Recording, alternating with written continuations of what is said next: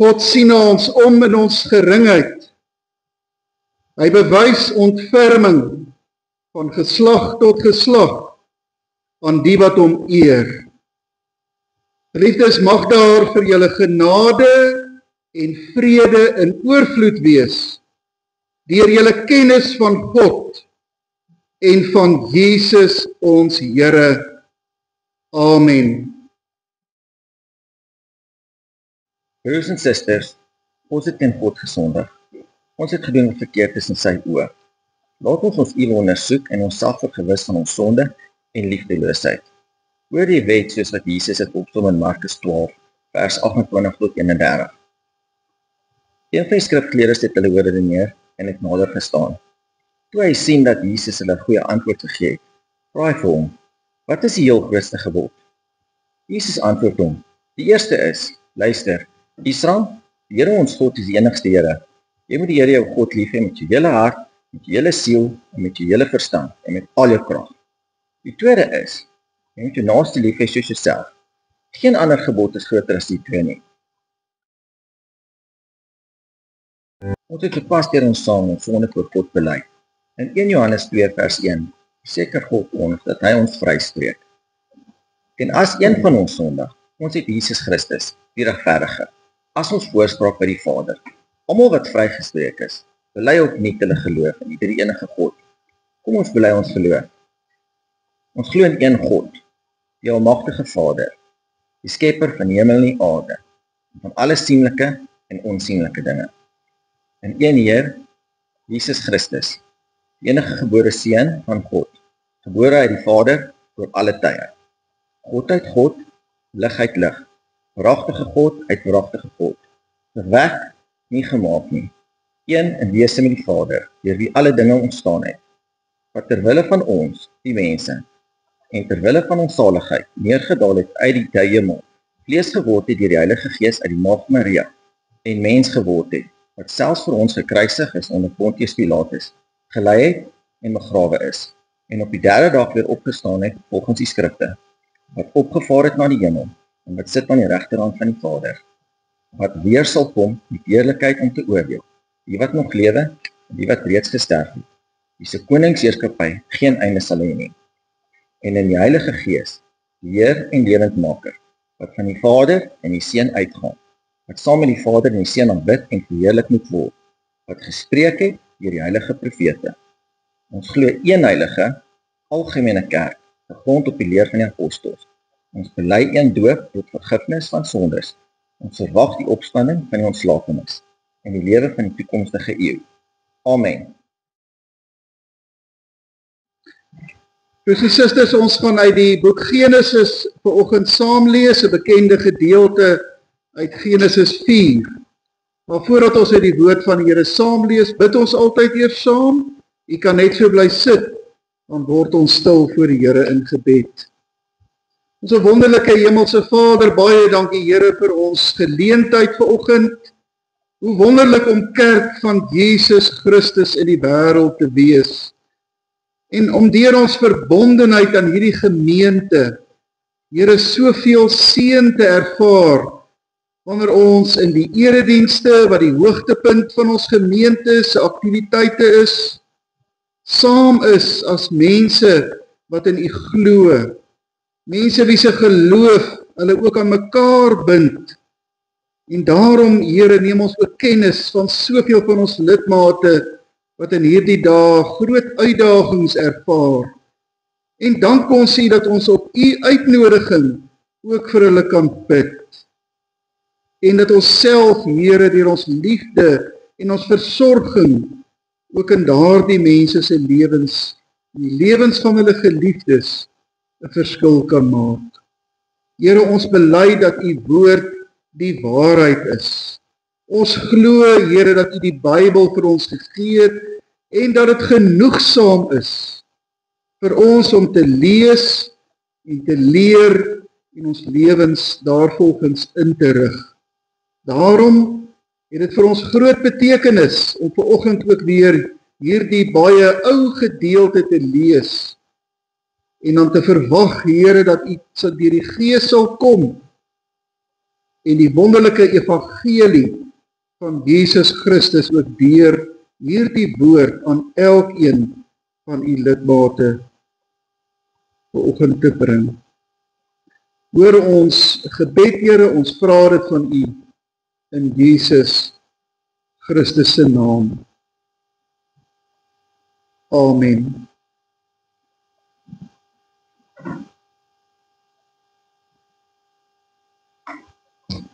Kom ons lees dan die eerste 16 verse van die boek Genesis. Die mens het met sy vrou Eva gemeenskap gehad en sy het swanger geword. Sy het vir Kain in die wêreld gebring en uitgeroep: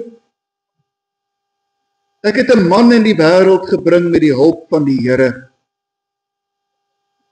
Sy het weer 'n kind gekry, Abel, 'n broer vir Kain. Abel was 'n veeboer en Kain 'n saaiboer. Na verloop van tyd het Kain van die opbrengs van die land 'n offer aan die Here gebring. Abel het dit ook gedoen. Van die eerstelinge uit sy kudde, van hulle vet. Die Here het vir Abel en sy offer aangeneem, maar nie vir Kain en sy offer nie. Kain het baie kwaad geword en hy was bedruk. Toe sê die Here vir Kain: waarom is jy kwaad? Waarom is jy bedruk? Wag daar nie vir jou blydskap as jy goed doen nie, en as jy nie goed doen nie. Die sonde wag jou in daar buite, en hy wil jou in sy mag kry. Maar jy moet oor hom heers. Kain het met sy broer Abel gepraat, en toe hulle in die veld was, het Kain vir Abel oorweldig en hom doodgemaak. Toe vra die Here vir Kain: waar is jou broer Abel? En Kain antwoord: ek weet nie, moet ek dan my broer oppas? Maar die Here sê: wat het jy gedoen? Die bloed van jou broer roep van die aarde af na my. Vervloek is jy dan nou, verban van die grond af wat gretig die bloed van jou broer uit jou hand opgeslurp het. Wanneer jy die grond bewerk, sal dit nie sy opbrengs vir jou gee nie. Jy sal 'n doellose swerwer op aarde word. Toe sê Kain vir die Here: my straf is te swaar om te dra. U verdryf my nou van my grond af, en tot u het ek nou nie meer toegang nie. Ek sal 'n doellose swerwer op aarde wees, en wie my raakloop sal my vermoor. Maar die Here sê vir hom: nee, wie vir Kain vermoor, sal 7 maal gestraf word. Toe gee die Here vir Kain 'n teken, sodat niemand wat hom raakloop, hom sou doodmaak nie. En Kain het van die Here af weggegaan. Hy het gaan woon in Nod, oos van Eden. Broers en susters, kom ons lees hierdie woorde van Genesis en priesterskrywers vanoggend as God se ewige en onfeilbare woord. Broers en susters in die Here, die verhaal van Kain en Abel is een van die bekendste verhale in die Ou Testament. Die verhaal van die eerste 2 broers, 'n offer wat nie aangeneem word nie, en die eerste moord waarvan ons lees, maar ook 'n verhaal waarin God sy ware karakter vir ons wys. Kom ons volg die verhaal vir 'n oomblik en kyk wat werklik hier gebeur. As Kain gebore word, as eersteling vir die eerste mensepaar, dan lees ons van groot vreugde. Eva roep uit: ek het 'n man in die wêreld gebring. Kain is die trots en die hoop van sy ouerpaar. En in hierdie trots sou hy ook opgroei. As Abel gebore word, is daar nie dieselfde soort vreugde nie. Abel word bloot maar beskryf as 'n broer vir Kain. Sy naam beteken iets soos damp, of lug, of nietigheid. Kain groei op as die gerekende, die belangrike, die voortsetter van die bloedlyn. Abel as die een wat maar net 'n broer vir Kain is. En as hulle dan aan die Here offers bring, dan spreek die offers van hulle verskillende lewensbenaderings. Kain offer aan die Here vanuit sy trotsheid, sy hoogmoed. Hy glo hy het die reg om die offer aan die Here te bring. En ook die reg dat die Here sy offer sal aanneem. Hy maak as ware aanspraak op God se genade. Want hy is dan nou Kain. By Abel is dit anders. Sy offer berus nie op 'n reg wat hy het nie. Sy offer, hy is nog altyd bekend daarmee en vertrou daarmee om nommer 2 te wees. Om in die skade weer van ou boet Kain te wees. Hy maak geen aanspraak by God nie. Hy besef sy niksheid. Sy kleinheid voor God. Hy is bewus daarvan dat hy maar damp is, dat hy nietig en verganklik is, en met daardie gesindheid lê hy sy offer aan die Here se voete neer. En dan vir die hele eerste gesin is die groot skok dat die Here Kain en sy offer afwys. Veral die gesindheid waarbye hy sy offer bring, afwys. Die Here het 'n afskie aan mense wat glo hulle het 'n reg, hulle het 'n aanspraak by God. Maar die Here reageer baie gunstig op ootmoed en nederigheid. By Abel is die eerste ware geloof waarvan ons in die Bybel lees, sodat die skrywer van die Hebreërbrief later in hoofstuk 11 sê, dit is deur sy geloof en deur sy nederigheid voor God, dat Abel 'n beter offer aan die Here gebring het as Kain.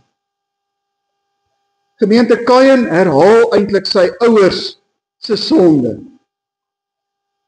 Adam en Eva wou ook soos God wees. Hulle groot fout was hoogmoed. Hulle het hulle plek voor God vergeet. Kain sit daardie hoogmoed voort. En net soos sy ouers, loop hy hom in die Here vas. En nou moet ons vir onsself afvra, maak ons nie partykeer in ons lewe dieselfde fout nie. Ons aansprake by God. Ons begeerte om eintlik maar ten diepste self in beheer van ons eie lewens te wees, om net so terloops te bid en te vra, maar eintlik klaar self besluit het oor ons lewens.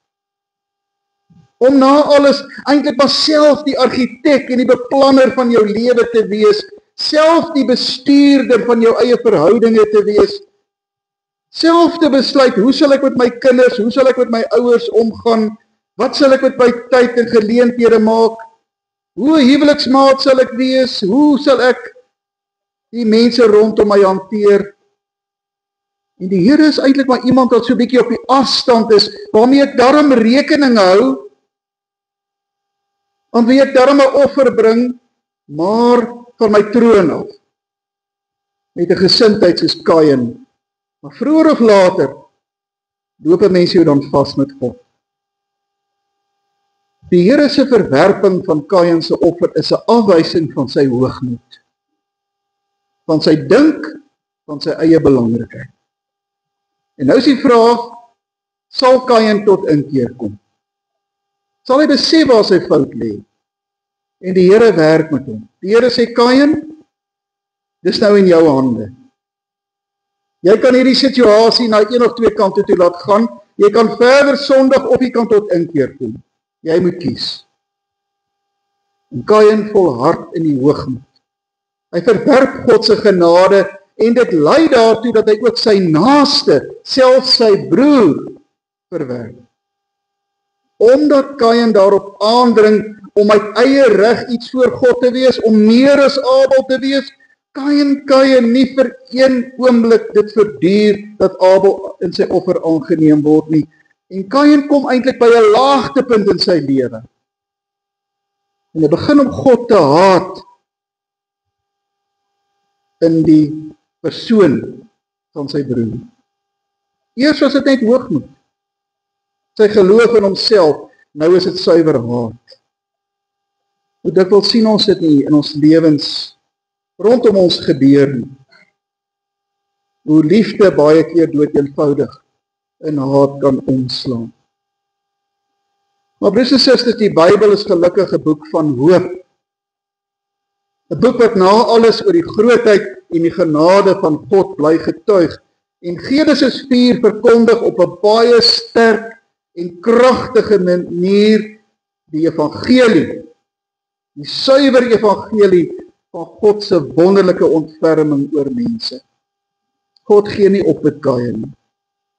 Kain het God wel losgelaat, maar God het nie vir Kain losgelaat nie. Waar die sonde meer word die genade ook meer. God worstel nog altyd met Kain. Voor die moord praat hy met Kain, na die moord praat hy met Kain, en stadig gaan kom daar tog 'n wending by Kain.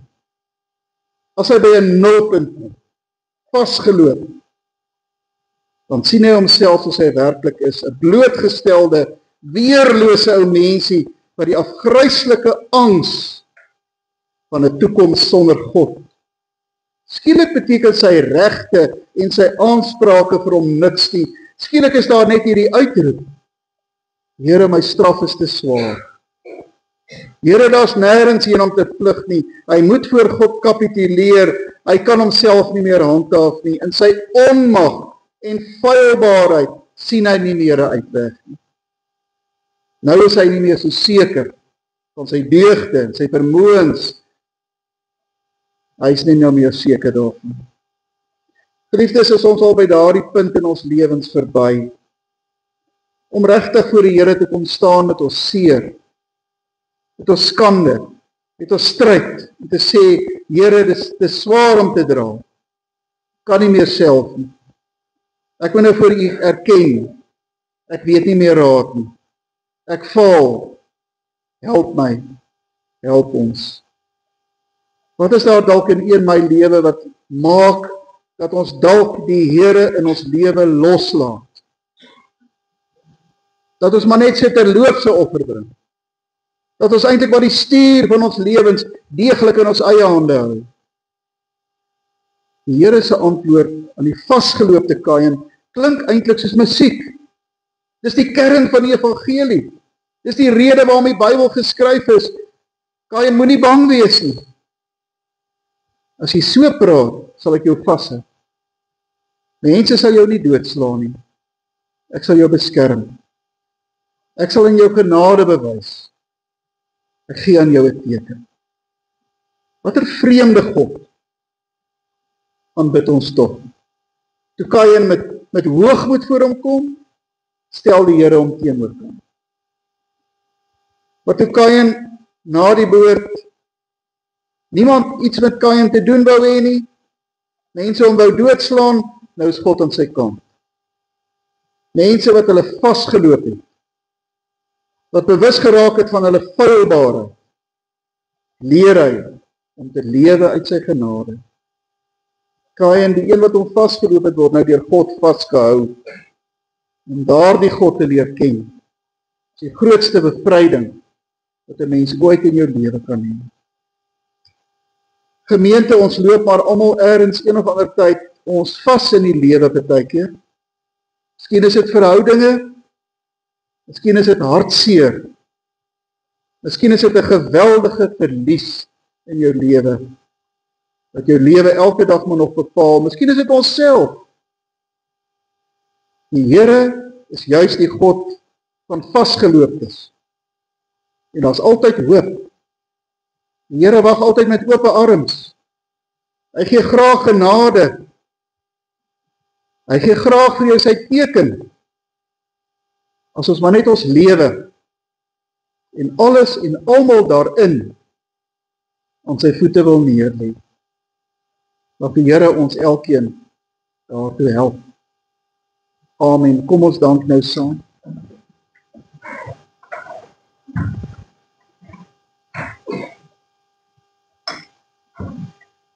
Onse wonderlike hemelse Vader, ons dank U Here vir hierdie verhale wat so oud is, duisende jare oud. Tog niks anders as verhale wat die wonderlikheid van die evangelie in sy volle implikasie vir ons teken. Mense wat maar sondaars is, maar 'n God wat mense se lewens altyd vashou en wat altyd met genade na mense toe kom. Daarom is daar altyd hoop. Here, ons loop onsself ook in die lewe baie keer vas. Baie keer is dit ons eie toedoen. Maar baie keer, Here, gebeur hierdie lewe met al sy hartseer net met ons en ons geliefdes. Here, leer ons om na U te bly soek, aktief, omdat daar by U vir ons altyd hoop is. Altyd liefde en ontferming. Dankie dat U ook aan elkeen van ons vanoggend dit wou sê. Nou kan ons ook weer gaan met groot vreugde en oortuiging en ons lewe ten volle gaan lei tot U eer.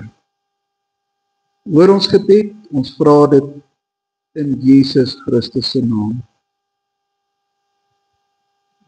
Amen. Gemeente, ontvang nou die seën van die Here en gaan in sy vrede. Voor jy nog roep, sal ek antwoord. Terwyl jy nog praat, sal ek reeds jou gebede verhoor, sê die Here. Amen.